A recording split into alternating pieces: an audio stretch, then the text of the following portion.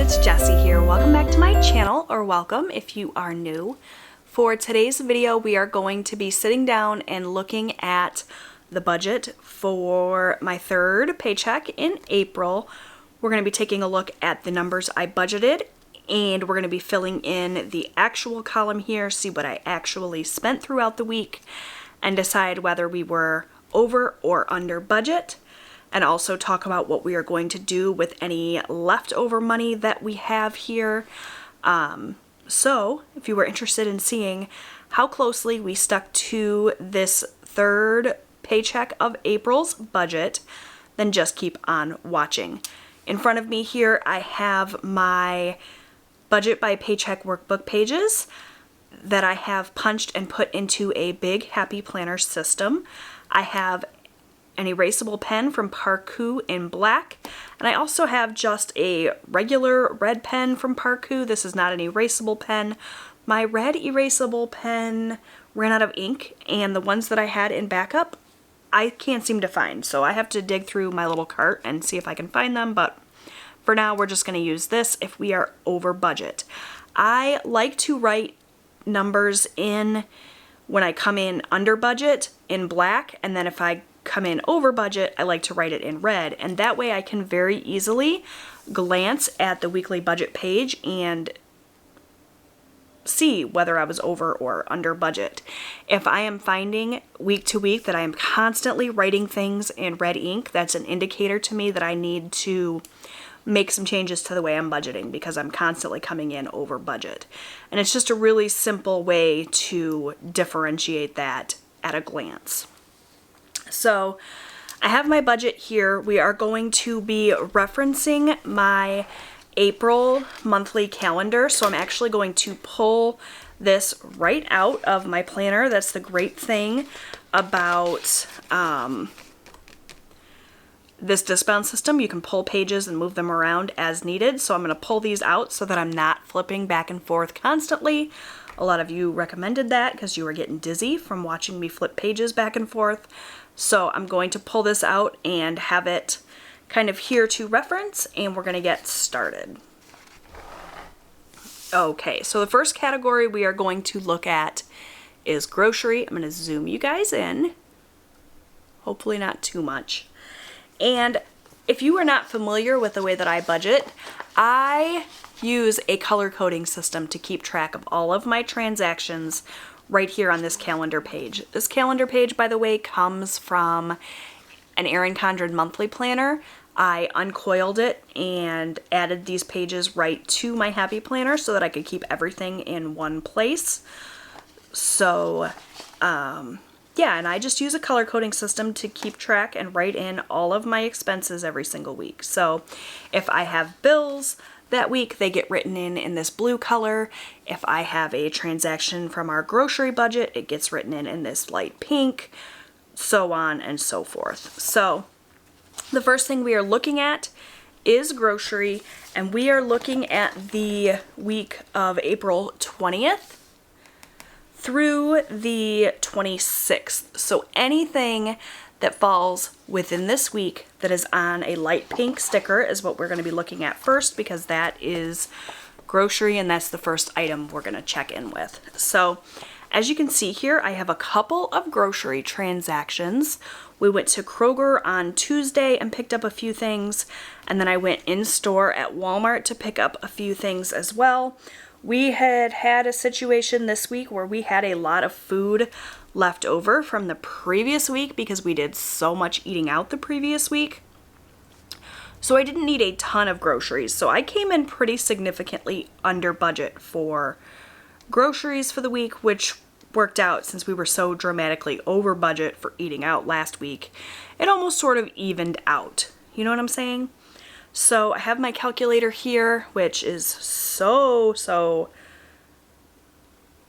dull, so I need to brighten it up a little bit so you can see, and we're going to add these totals up. So we spent $29.93 at Kroger and $70.60 at Walmart for a total of $100.53, which is under budget. So I'm going to write it in black here in this actual column. So we were almost $50 under budget for groceries, which is awesome. Next up, I have my Lowe's card. This is a minimum payment on a credit card. The way that we handle our debt is we pay the minimum payments on all of our cards that we currently carry a balance on, and then we get laser focused and pay as much extra money as we can towards just one card at a time using the debt snowball method. So when you see credit cards here under the bills category, those are the minimum payments. So the minimum payment for my Lowe's card was due on the 20th, and it came out to be $29. So I budgeted $30.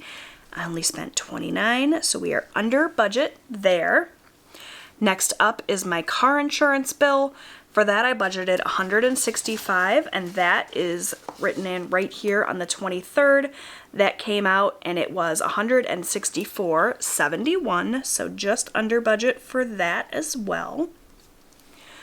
My husband's motorcycle insurance was also due on the 23rd, and that came out at only $21.59, so that has gone down, which is awesome because that allowed us to be under budget for bike insurance as well.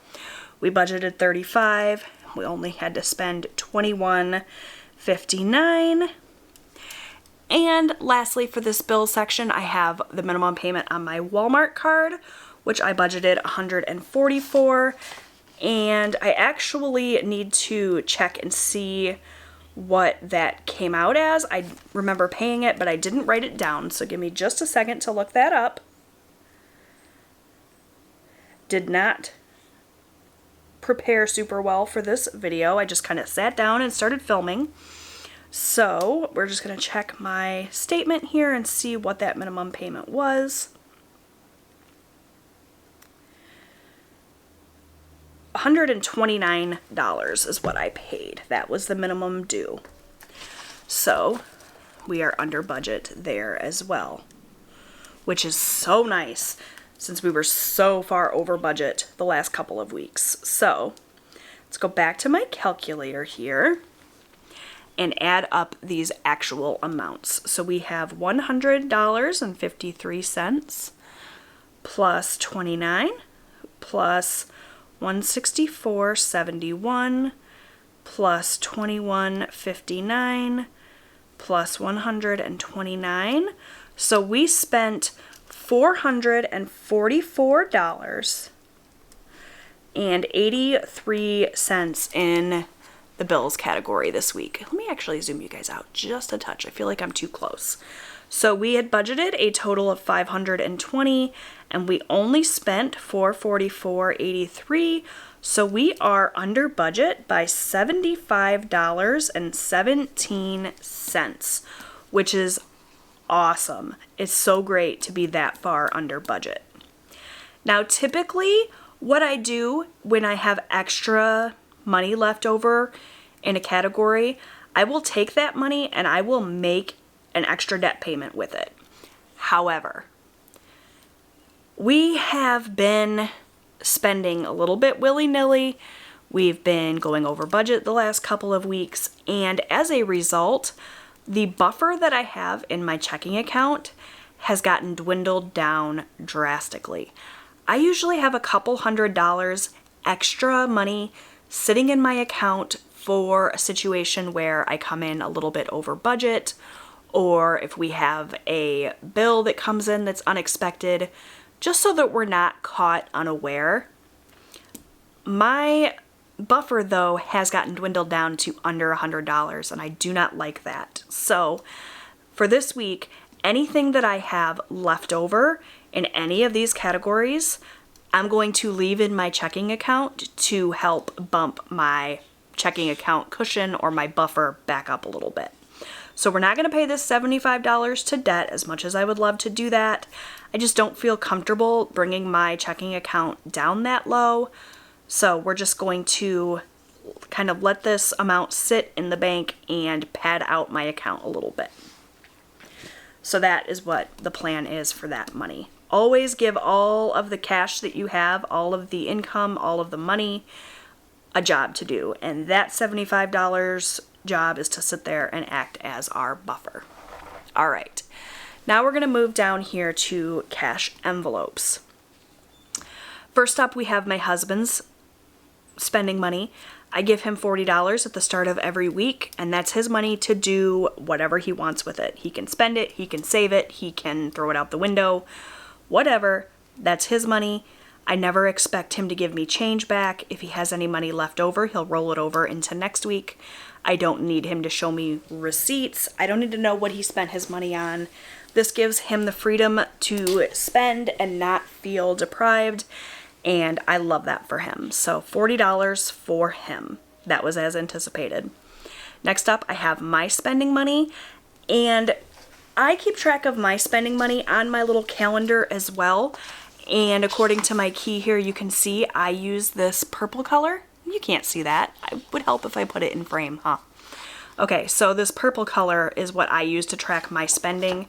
And you can see I had just one transaction. I had to make an afterpay payment for that full $40. I'll be doing that for the next couple of weeks. So I had made a big purchase, and now I'm just trying to pay that off using my spending money. So that was $40 as anticipated. Both of my sons got $20, $20 for gas for my oldest son and $20 for allowance for my youngest son. That was as expected. We also set aside that $20 for lawn care. Actually, it turned out that we did not need to cut our grass this week, so I'm just going to likely keep it in my wallet and use it for this week's lawn care. We're definitely going to need the lawn cut this week, so rather than taking this $20 that we didn't spend and putting it back in the bank just to turn around and withdraw it later this week to pay the guy when he comes this week, we're just going to mark it as spent. I'm going to leave it in my wallet, and then I won't take any extra money out this coming week. For gas, we budgeted $40. On my calendar here, gas is in this light purple color, and we had just one transaction here. We went to Marathon, and we just put $21 in. So that is under budget as well. And lastly, I have miscellaneous, which was $20. And I need to actually add the transaction in here because I'm looking at my calendar and I don't see it here, but I know I spent that money. When I went to get my hair cut this week, I tried to pay in cash, but I was the first customer of the week and she could not give me change. So I had pulled out $20 from my sinking fund for haircuts, and then I had my $20 in miscellaneous. What I ended up doing was just tipping her the full $20 because I wasn't going to short her a tip and she couldn't make change. She did an amazing job on my haircut, so it was well worth it.